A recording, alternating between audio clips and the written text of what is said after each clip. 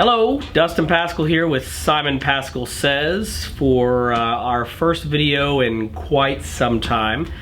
We will do our best this year to be more diligent in getting you these videos regularly.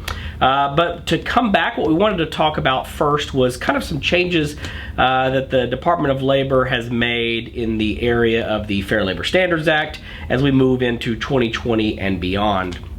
I'm sure you remember some years ago there was a lot of discussion about raising the rate for the white-collar exemptions, the administrative, executive, and professional exemptions. There was a lot of litigation on that. That kind of went away, but they have reignited that on something that there was no litigation on, and that is to raise it kind of a mid-level between where they previously tried and where we have been. So at least as of now, unless you hear anything different, we now have a new rate, a new salary level for the white-collar exemptions, the administrative, executive, and professional. That rate is $684 per week, which comes out to about $35,568 annually.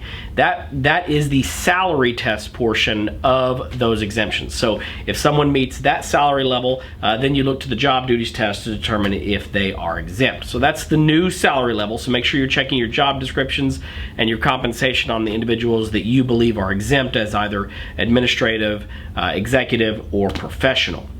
The other thing that the Department of Labor has done is to issue some guidance for the first time in quite a long time on what goes into the regular rate. There was always a lot of questions among employment lawyers, HR professionals about what's included in the regular rate when we're calculating overtime. And the Department of Labor has come out with some regulations that have basically said what's not included in the regular rate. And that would be corporate wellness programs, kind of gym memberships, snacks and coffee and things in the office, benefit plans that are like free legal to your employees, and then discretionary bonuses. But just because you call it discretionary doesn't make it discretionary. The Department of Labor has a test for what's considered a discretionary bonus. But there's more detail about that regular rate calculation and guidance in our newsletter that we put out quarterly that is on our website at